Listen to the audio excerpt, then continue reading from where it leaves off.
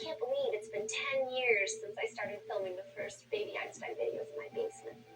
The videos were a way for me to share simple, beautiful images and listen to timeless music with my babies in a way that they loved.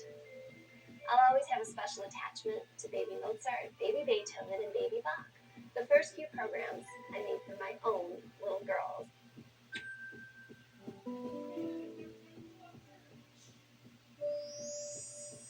Over the years, I've received many letters and emails from people interested in the baby Einstein story, and the 10-year celebration seems like the perfect opportunity to share some of them with you.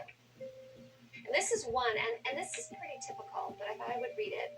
Dear Julie, my son is your biggest fan. He's a great little boy. He's so smart.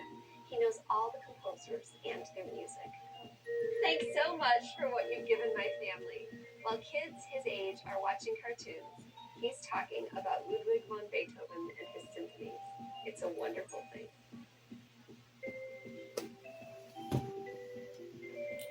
So this question in this letter was, how did you start Baby Einstein? And of course, that's the number one question that I always get asked. And, I started Baby Einstein because I was a teacher and had a baby and decided to stay home with her. This is my baby. So I decided to stay home with Aspen when she was born, and really was very interested in exposing her to things like classical music and art and poetry, which is what I used to teach. What did you teach? Exactly. What grade? I taught high school and middle school English and art. And, I wanted you to have that. I wanted you to like those things, because I had lots of kids when I was teaching who didn't like those things. And I thought, well, if I could make my little tiny babies like those things, then maybe they would grow up to like them when they were older, which of course you do. Yes. Because you are a great writer, and you are a great flute player and a violin player, so you must like music, right? So I started the company, in my basement, which was pretty amazing and remarkable. You took all my toys. Took all Aspen's toys to shoot, stuff like this. Now, where did you get Bart? I got him at, I ordered him. He was a bath puppet, actually, that I used to use to wash you when you were in the bath. And you liked him so much, and I remember I used to take him in the bath with you guys and do that. And that, of course, became one of our most popular scenes in Baby Mozart, was the blah. And you're the little tiny baby at the end of Baby Mozart, laying on your stomach. It was before you could even push yourself up to sit up. What inspired you to use classical music together with toys? When you guys were really little, most of the music that was for children was music that was, baby music. And nobody really thought that you could expose little tiny kids to things like classical music. And that made perfect sense to me. I thought, well, this is something I like to listen to, and it's beautiful. So I thought you guys should listen to it too. So I wanted to make it fun for you.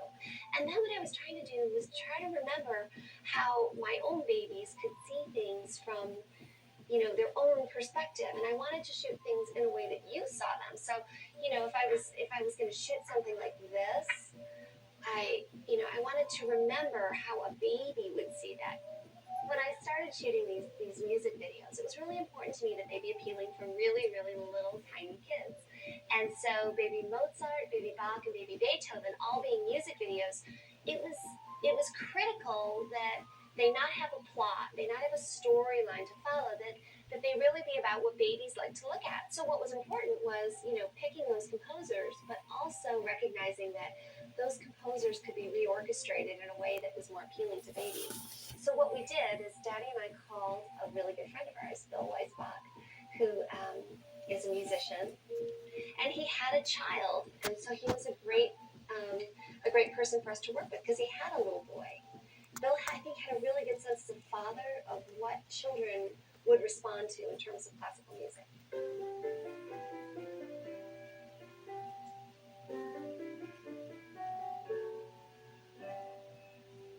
The idea of playing classical music for your infant and your young children has been around for a while. A lot of parents try to do it, and the music that's available is large symphonic works, chamber works, very serious sounding stuff. Acoustic instruments are, of course, beautiful, but the sounds are often really big. So I started thinking a little bit about the idea of containing the same musical experience in a small place. If you hold a music box in your hand, you feel it resonate, and it's coming from a very small place. It's a very different experience from sitting in the concert hall. So we wanted to bring this beautiful classical music to the child in a smaller space. What's it like being a mom and inventor? You know, I have some pretty funny memories of when the girls were little, and I was shooting these videos, and you know, so much of it, these videos really revolved around nap time. And you. And then Sierra, I remember with you getting this really important phone call. This is when I was first starting to believe and understand that maybe other people were actually going to want to watch this video and that I'd be able to sell this video. And I was waiting for a retailer to call. So I get the call. You were about maybe 1.5 years old.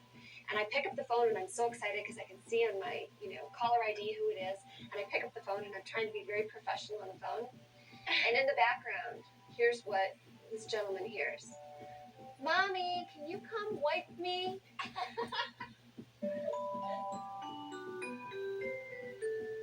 Mostly, I would say that I'm really proud to have made products that bring things like classical music into your home, into the homes of not only babies, but of course their parents. And I've gotten, some really terrific responses from moms and dads who write and say, we never listened to Beethoven before, but now we do.